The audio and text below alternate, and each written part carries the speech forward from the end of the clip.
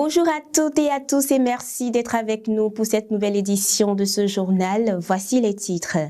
Consommation des légumes, feuilles, quelles sont les bonnes manières de cuisson pour préserver les nutriments? Cette question sera développée. Et dans le dossier du jour, nous faisons un inventaire des insectes comestibles et nous parlons également de leur production et apport nutritif pour la santé.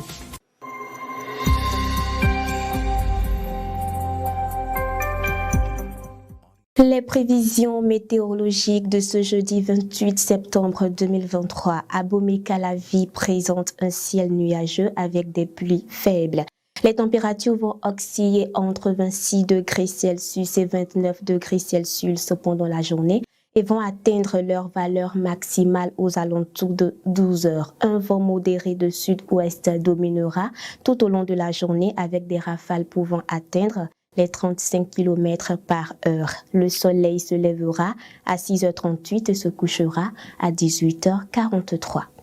Ce vendredi 22 septembre 2023 a eu lieu à la salle de fête de la mairie de Parakou le lancement officiel des activités du projet d'appui au développement des filières lait et viande et à la promotion des entreprises d'élevage. La cérémonie a été présidée par le ministre de l'Agriculture, de l'Élevage et de la Pêche, Gaston Kossi-Dossoui. Le projet vise à réduire la dépendance du Bénin à l'importation des produits lait et viande. Il va donc contribuer à l'amélioration de la productivité et à la profitabilité des facteurs de production de lait et de viande. Au terme de sa mise en œuvre, ce projet va induire la réduction du volume des importations de lait et produits laitiers de 2750 tonnes. La réduction des importations de viande de 11 279 tonnes, un accroissement de revenus moyens des ménages d'éleveurs de 30% et la création d'emplois décents, notamment au profit des femmes et des jeunes. Je l'annonçais à l'entame, l'élevage des poulets Goliath, une entreprise passionnante qui attire de nombreux jeunes entrepreneurs dans le département de Borgou.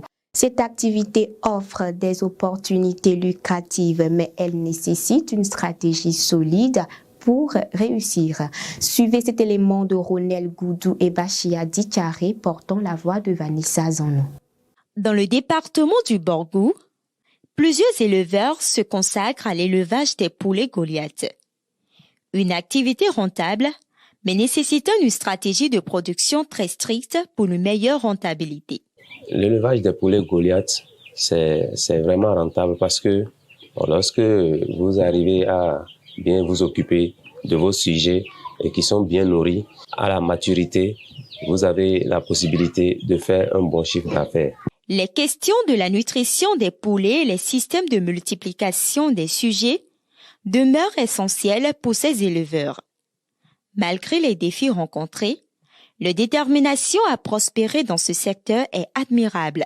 J'achète des œufs, des poulets Goliath que je sélectionne correctement et j'ai une couveuse qui a une capacité de 120 œufs qui me sort en moyenne 100 à 115 poussins Goliath chaque 21 jours. Je les nourris à base de provende, à base des matières premières et qui peut être le maïs, et le soja, le son, les touteaux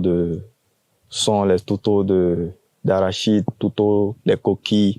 La commercialisation étant un maillon vital pour les filières, les acteurs n'ont pas toujours accès facile au marché. Il n'y a pas de subvention.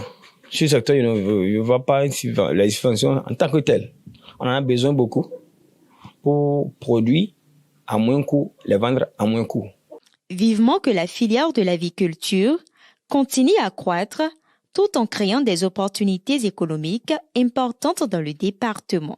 Du poulet Goliath avec des légumes, ce serait très intéressant, mais plusieurs ignorent les bonnes manières de cuisson des légumes feuilles.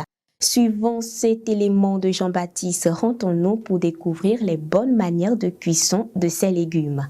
Dans un contexte où la sécurité alimentaire est menacée, la production et la consommation des légumes se sont révélées essentielles. Étant une source naturelle de nombreux avantages nutritifs pour la santé humaine, Leur cuisson adéquate constitue une étape cruciale. Et la meilleure manière, c'est d'éviter autant que possible l'opération de pré-cuisson qui traditionnellement dans notre pays consiste à pré-cuire pendant longtemps les légumes et ensuite jeter l'eau de pré-cuisson. Cette eau de pré-cuisson contient un certain nombre de nutriments qui ont migré des légumes feuilles vers l'eau. Et malheureusement, l'eau est jetée. Donc finalement, il reste plus grande quantité de nutriments, notamment de vitamines et minéraux, dans ces légumes que nous consommons. Et quand vous achetez vos légumes, vous équeutez les feuilles. Équeuter les feuilles, c'est retirer les feuilles une à une. Ensuite, nous passons à l'étape de lavage à l'eau propre, dans un récipient propre, répété au moins 3 fois. Et ensuite, nous allons passer à l'étape de découpage. Nous allons découper nos feuilles finement parce qu'elles vont entrer directement dans notre sauce, dans la préparation de la sauce. Donc, elles ne subiront pas de pré-cuisson. Après donc, cette étape, nous allons passer à l'étape de notre sauce. Nous allons préparer notre sauce, une sauce normale. Vous la préparez comme vous voulez avec tous les ingrédients dont vous avez accès. Après avoir obtenu votre sauce, vous incorporez directement les légumes feuilles dans cette sauce. Et je rappelle que dans la sauce que vous allez préparer, vous ne devriez pas ajouter le sel et l'huile rouge parce qu'on les ajoutera tous deux en fin de cuisson pour préserver tout ce qu'il y a comme vitamine. Après avoir ajouté les légumes à la sauce, il est conseillé de les laisser cuire pendant environ 10 à 15 minutes en évitant une surcuisson. Une fois la sauce obtenue, plusieurs accompagnements et assaisonnements traditionnels peuvent aider à profiter pleinement de tous les bienfaits de ces légumes. Nos habitudes traditionnelles que nous ont léguées nos grands-parents, nous devons revenir à ça.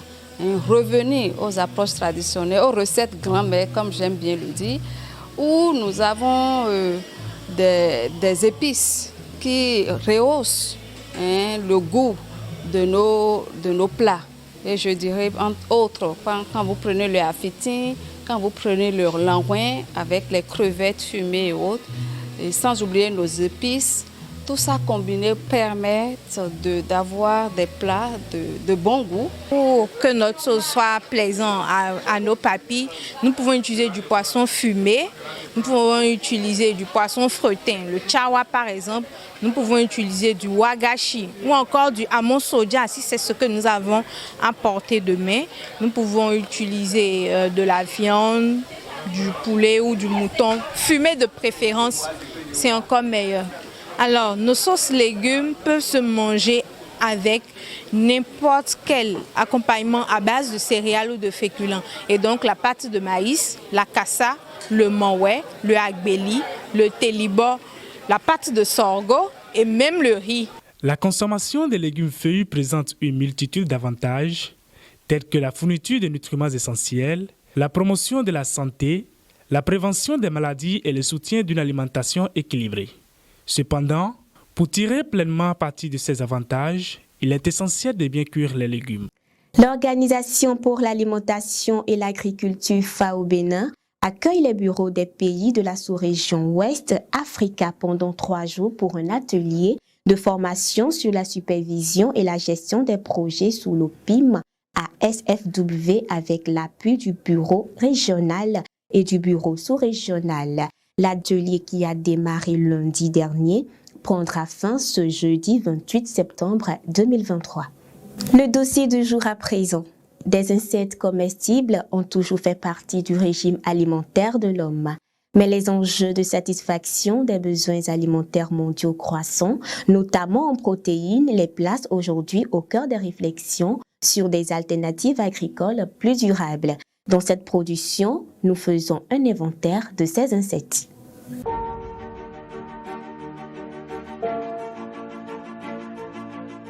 Près de 1900 insectes sont répertoriés dans les pratiques entomophages à travers le monde. Ailleurs, comme ici au Bénin, la plupart sont généralement appréciés, outre leur goût, pour leur grande richesse nutritive. Et aussi chez les Yoruba, il y a les larves de Orites et les larves Rhynchophorus, qu'on appelle communément en fond Atran, décometon. Et il y a également les grillons, qui sont les espèces d'insectes les plus consommées au sud. Par contre, quand nous allons au nord, il y a les criquets, il y a les chenilles, les sauterelles, il y a les grillons, il y a les termites, que nous appelons communément en langue locale fond kosu. Maintenant, de manière plus spécifique, l'insecte commun la plus préférée, tant qu'au nord, au sud, est le grillon géant d'Afrique, que j'ai appelé tout à l'heure, scientifiquement Brachytrupes membranaeus, et qu'on appelle en langue locale fond borsacle ou bien aborsacle. La production des insectes comestibles n'est plus chose inconnue. De nombreux acteurs s'y intéressent et en font leurs activités de revenus.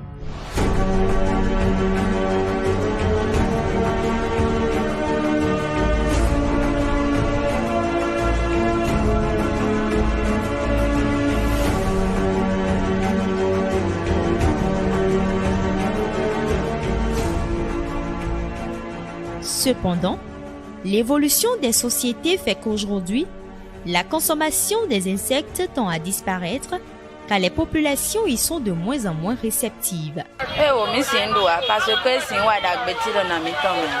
Si c'est bien et assaisonné là, je peux prendre ça.